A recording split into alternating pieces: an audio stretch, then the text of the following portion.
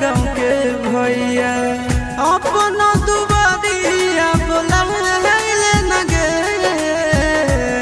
तोरा एलियो ससुरारिया एको लोटा पनिया पिलाई दे न गे तोरा एलियो ससुरारिया।